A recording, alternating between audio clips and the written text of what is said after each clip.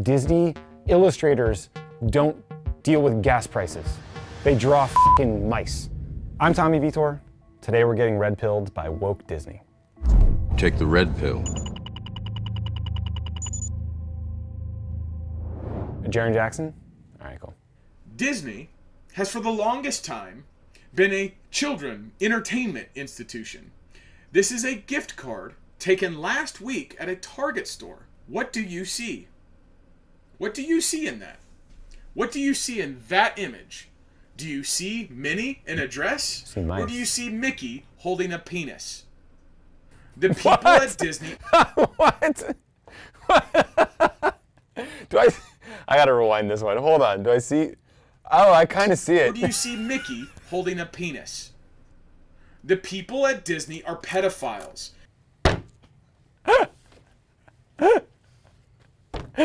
Someone should tell this guy about like the concept of like a Rorschach test, where you kind of determine what you see. You know, like if you see a blue dick, that's cool, but that's kind of on you, pal. Wow, we're coming in hot here. Is that a race you've been following? The Jarrin Jackson GOP Senate candidate? That's a candidate? Where's he? Holy shit. No. How's he doing? Is this breaking through? Okay, so you might be wondering, why are we even talking about this? Basically, Florida Republicans passed a law restricting language about LGBTQ people in schools. Disney, the largest employer in the state of Florida, pushed back on that law. So now, Republicans are attacking Disney, LGBTQ people, and any opponent of the law as pedophiles or groomers, which is disgusting and insane. And now, here's Florida Governor Ron DeSantis. We're delighted to have you join us tonight. Governor, thanks so much for coming in. I have to say, I've never seen someone look more pained when smiling. What's the movie? What's the Dan Brown book? The Da Vinci Code. He looks like the dude in the Da Vinci Code who like wraps the thing around his thigh and like screws it down real tight to like make himself feel pain. That's the vibe he's giving me. you've really tried to explain what this bill is about. If you'll just do it quickly for us once again. What is this bill? Well, this bill is about providing protection so that they know they can send their young kids to school without them being sexualized.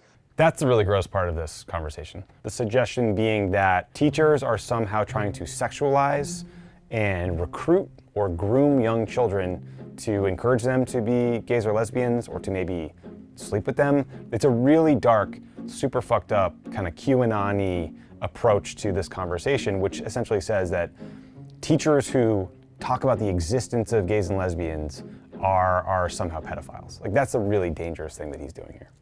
This is a real bill that empowers parents, it protects our kids, and for a company like Disney to say that this bill should have never passed. First of all, Tucker, they weren't saying anything when this was going through the House. They only started doing this because the woke mob came after them. But put that aside.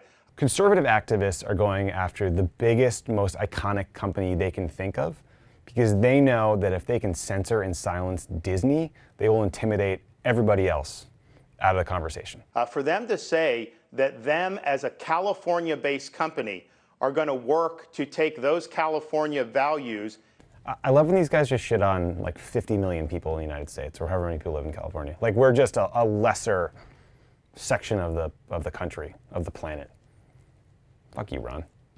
And overturn a law that was duly enacted and, as you said, supported by a strong majority of Floridians. They don't run this state. They will never run this state as long as I'm governor. Yeah, they haven't improved Orlando, I noticed. Why don't they throw some money into downtown Orlando and help the people who live there? Talking shit about Orlando to the governor of Florida. And DeSantis like, yeah, fuck my state. Fuck me. Let's do a dramatic reading of a Fox News op-ed. I'm a mom and I'm saying bye to Disney. It's by a woman named Kristen Hawkins.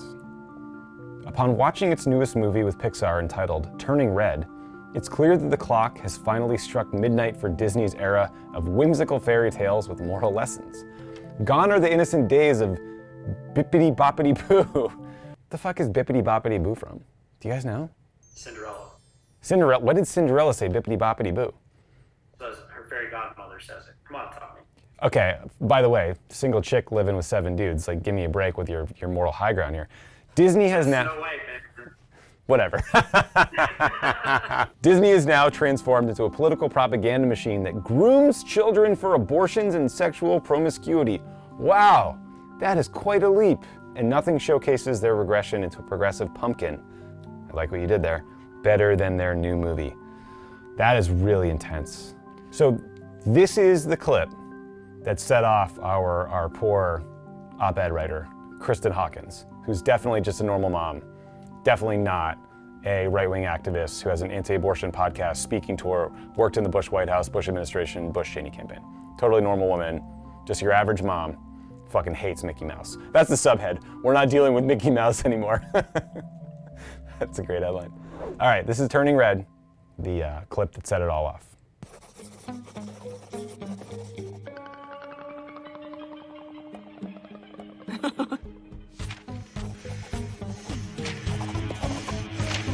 Mayday. Ow!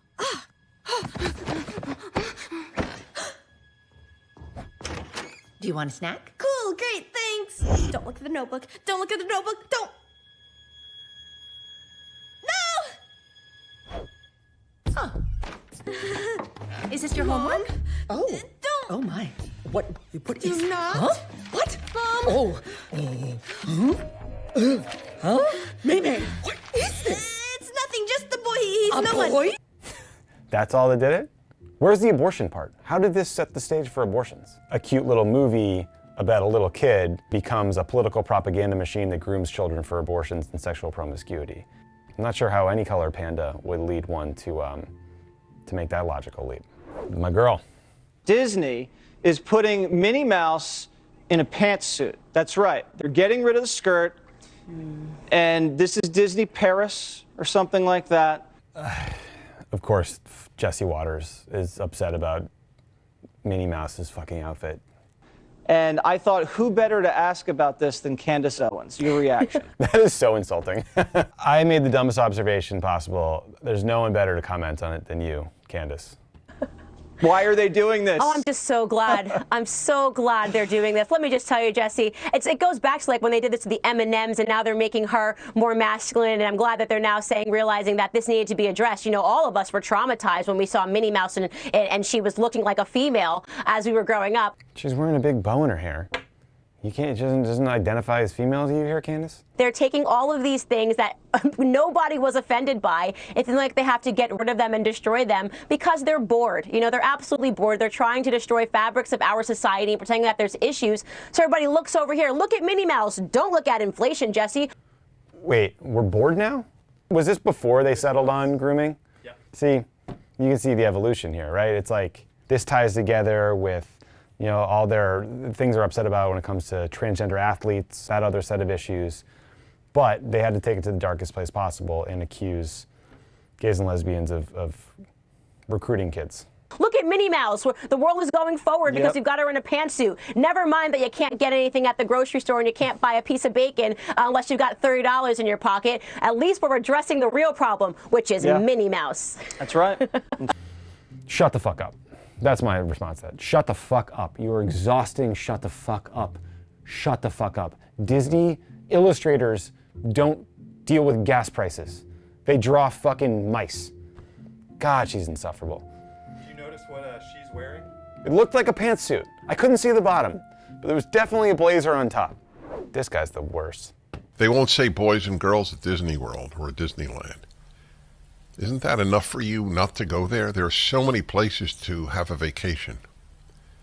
It is critical to get rid of your Disney stock. It is critical to not visit Disney World, Disneyland.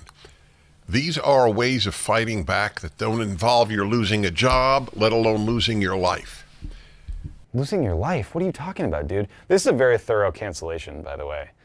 Don't go to their parks, don't watch their stuff, dump all the stock. I mean, these guys know how to cancel. That's all I'm saying. The right wing, they're pros at cancellation. If the guys could storm Normandy for freedom, you could avoid Disney World for freedom. Okay? Got us there. The Disneys are not Nazis, and we're not dying on beaches. Got that clear. Do we? Do you have that clear, sir? But it's a fight for freedom, and it is a fight for the protection of children. That guy, man. I mean, he's just so uncompelling, but that organization gets billions of views. Billions of people see this Prager University content, and it is overtly pitched as educational content, indoctrination for your kids with right-wing conservative values. That's the thing. They're okay with indoctrinating kids, they just don't want it to be anything that is perceived as liberal or woke or progressive. Here we go. The Democrats are the party of pedophiles. Okay, so the Democrats are the party of pedophiles, Marjorie Taylor Greene says. Here are some counterpoints for her. In 2015, Dennis Hastert, former Republican Speaker of the House, so the third highest person in the land, was arrested for molesting boys as young as 14 when he was a wrestling coach. In 2006, a Republican congressman named Mark Foley from Florida, by the way, was forced to resign from Congress because he was sexting with teenage boys who had been serving as part of the Congressional Page Program. It's like high school kids who run around the floors of Congress delivering stuff and running errands and shit. He was sexting young boys. And then another Republican congressman named Jim Colby was accused of similar things that came out in the process of that investigation. 4 women who competed in the Miss Teen USA beauty pageant said that Donald Trump would walk in on teenage girls changing. Young girls, teenage girls, 14, 15 years old. He would walk in on them to check them out.